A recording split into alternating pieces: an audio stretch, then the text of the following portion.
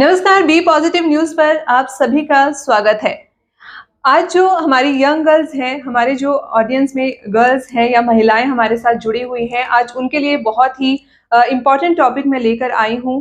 तो आज हम बात करेंगे कि जो महिलाओं में आजकल इरेगुलर पीरियड्स की प्रॉब्लम चल रही है या पीसीओडी भी आप उसको कह सकते हैं, उस बारे में आज मैं बात करूंगी बीएस हार्टकेयर मल्टी स्पेशलिटी हॉस्पिटल की गायनोकोलॉजिस्ट डॉक्टर सुरभि से, और उनसे जानेंगे कि आखिर पीसीओडी होता क्या है, इसके सिम्टम्स क्या हैं, अगर पीसीओडी हो गया है तो इसको कैसे ठीक किया जा सकता है। तो आइए मिलते हैं डॉक्टर सुरभि से। डॉक्टर सुरभि, सबसे पहले बी पॉजिटिव न्यूज पर आपका बहुत बहुत स्वागत है। Thank you very much. Doctor Surabhi, सबसे पहले जानना चाहूंगी उन यंग गर्ल्स के लिए जिनको आजकल बहुत ज्यादा प्रॉब्लम रहती है इरेगुलर पीरियड्स की, तो क्या वजह है इसकी? हाँ जी नेहा जी, बिल्कुल सही सवाल पूछा आपने। आजकल यंग गर्ल्स में पीरियड्स की बहुत ज़्यादा प्रॉब्लम होती है। हमारे पास कई सारी गर्ल्स आती हैं प्यूबर्टी एज में, जो 14 साल से लेकर 20 साल तक पीरियड्स की प्रॉब्लम्स के साथ, कि उनको पीरियड्स बहुत जल्दी आते हैं या बहुत लेट हो जाते हैं, ओवरड्यू हो जाते हैं। इसके पीछे बहुत बड़ा रीज़न है उनकी लाइफस्टाइल। तो बच्चों का वेट बढ़ रहा है और कुछ हार्मोनल इम्बैलेंस हो जाता है, और जो जंक फूड्स खाते हैं इनकी वजह से, वेट गेन की वजह से हार्मोनल इम्बैलेंस होता है। उसको हम एक ओवरीज में चेंजेस आ जाते हैं, उनको हम कहते हैं पॉलीसिस्टिक ओवेरियन डिजीज। तो इस वजह से पीरियड्स की प्रॉब्लम बहुत ज्यादा आ रही है। तो मैम, ये जो इरेगुलर पीरियड्स हैं, अगर इसकी रेगुलरिटी ऐसी ही रहे तो क्या ये पीसीओडी का नाम ले लेती है? हाँ जी, बिल्कुल। पॉलीसिस्टिक ओवेरियन डिजीज एक ऐसी प्रॉब्लम है जिसमें क्या होता है, जो अंडेदानी होती है जिसे हम ओवरी कहते हैं, उसमें छोटी छोटी सिस्ट बन जाती हैं। इसकी वजह से क्या होता है, जो हमारे पेशेंट का जो मंथली पीरियड होता है वो होता है कि हर महीने एक अंडा बनता है और ओवुलेशन होता है। इसकी वजह से पीरियड्स आते हैं। पॉलीसिस्टिक ओवेरियन डिजीज में क्या होता है कि वो ओवुलेशन नहीं होता हार्मोनल प्रॉब्लम्स की वजह से, इसलिए उनके पीरियड्स इरेगुलर हो जाते हैं। तो अगर मैं जानना चाहूँ मैम, पीसीओडी की प्रॉब्लम आखिर होती क्यों है, उसकी क्या वजह है? इसका कुछ जेनेटिक कॉजेज भी होते हैं, कुछ हेरिडिटिकल और जेनेटिक प्रॉब्लम्स भी होती हैं। अदरवाइज लाइफस्टाइल चेंजेस की वजह से आजकल जैसे हम देखते हैं कि बच्चों को ज़्यादा रुझान जंक फूड की तरफ हो रहा है। इंडोर गेम्स, आउटडोर गेम्स नहीं करते, आउटडोर एक्टिविटीज़ नहीं करते। इसकी वजह से उनका वेट गेन हो जाता है, और वेट गेन होने से की वजह से एंड्रोजन हार्मोन बढ़ना शुरू हो जाता है, हार्मोनल इम्बैलेंस हो जाता है। इसकी वजह से भी पीसीओडी की प्रॉब्लम काफ़ी हद तक बढ़ती जा रही है। तो हम काफ़ी हद तक इस प्रॉब्लम को अपने डाइट चेंजेस से, लाइफ स्टाइल मॉडिफिकेशन से कम कर सकते हैं। तो मैम, अगर मैं जानना चाहूँ पीसीओडी के सिम्टम्स के बारे में, अगर किसी को प्रॉब्लम हो गई है तो उसे कैसे पता चले कि उसको पीसीओडी की प्रॉब्लम स्टार्ट हो गई है? हाँ जी, बिल्कुल। एक तो पेशेंट को पीरियड्स की इर्रेगुलरिटी हो जाती है। कुछ गर्ल्स इस प्रॉब्लम से आती हैं कि डॉक्टर साहब मेरे को पिंपल्स आते हैं जल्दी-जल्दी, या उनके हेयर ग्रोथ होना शुरू हो जाती है, उनके चिन पे हेयर ग्रोथ होती है, फेस पे हेयर ग्रोथ होती है, उनके ब्रेस्ट एरिया में, चेस्ट एरिया में हेयर ग्रोथ हो जाती है। तो ये सब सिम्पटम्स होते हैं जो हमें डायरेक्ट करते हैं कि इस पेशेंट को पीसीओडी हो सकता है। वेट गेन होता है, पेशेंट का वेट गेन होना शुरू हो जाता है।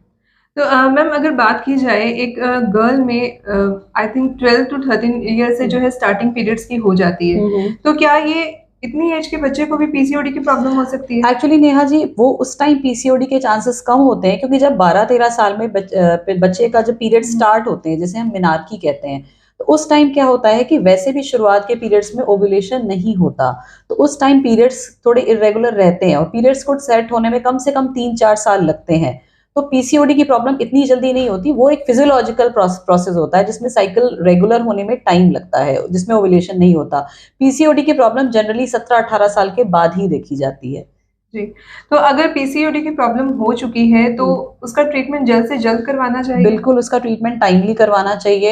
एक तो अगर पेशेंट का वेट ज़्यादा है तो उसको अपने वेट कंट्रोल पे ध्यान रखना चाहिए, डाइट पे ध्यान रखना चाहिए, और इसका इसलिए जल्दी इलाज करना चाहिए क्योंकि अगर ऐसे पेशेंट में शादी के बाद प्रॉब्लम प्रेगनेंसी में आती है, इनफर्टिलिटी के चांसेस होते हैं, फ्यूचर में उनको ओबेसिटी होती है, और शुगर, हाई शुगर, डायबिटीज़ होने के चांसेस होते हैं। और ऐसे पेशेंट्स मेटाबॉलिक सिंड्रोम इसको हम बोलते हैं, ओबेसिटी होना, हाइपरटेंशन होना, शुगर की प्रॉब्लम होना, तो ये सब उससे भी रिलेटेड होता है। तो पीसीओडी को ट्रीटमेंट जल्दी करना चाहिए। जी। तो अगर पीसीओडी अगर हो जाती है तो उसका क्या ट्रीटमेंट है? उसका ट्रीटमेंट भी एज़ पर पेशेंट रिक्वायरमेंट होता है। अगर यंग गर्ल होती है जिसको अभी प्रेगनेंसी नहीं चाहिए, तो हम हार्मोनल ट्रीटमेंट देते हैं, कुछ और ट्रीटमेंट देते हैं उसके पीरियड्स को रेगुलर करने के लिए। साथ में हम पेशेंट को लाइफस्टाइल चेंजेस के लिए बोलते हैं। अगर पेशेंट शादीशुदा है और उसको बच्चा चाहिए तो उसका ट्रीटमेंट अलग होता है।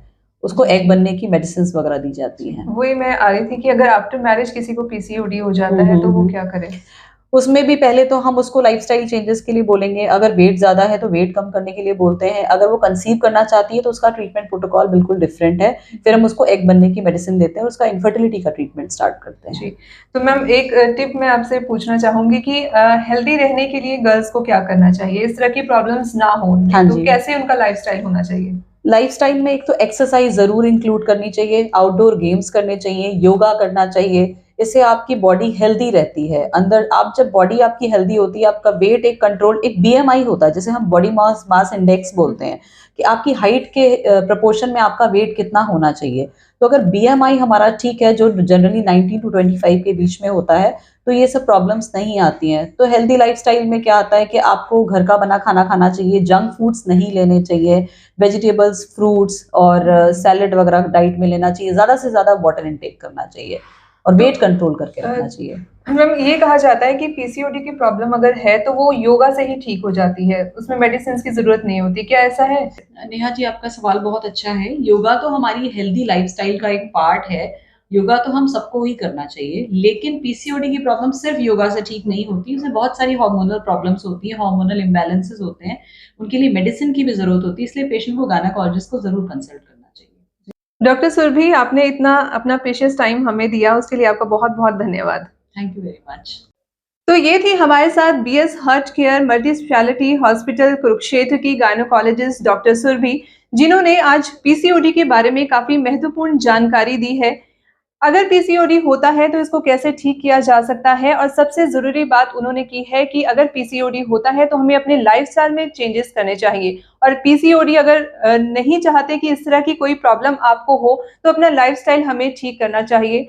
तो आप इस पोस्ट को ज़्यादा से ज़्यादा शेयर कीजिएगा क्योंकि ये पोस्ट किसी और के लिए भी बहुत ही सु यहीं से बोल देती हूँ। हाँ, क्योंकि कट नहीं है।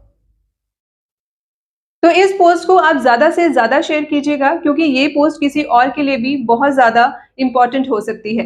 अगर आपकी कोई भी क्वेरी है तो आप भी BS heart care multi speciality hospital Kurukshetra में आ सकते हैं। डॉक्टर सुरभि गायनोकोलॉजिस्ट से है संपर्क कर सकते हैं। अगर इसके अलावा आपकी कोई भी क्वेरी है तो नीचे दिए गए नंबर्स पर आप कॉन्टैक्ट कर सकते हैं।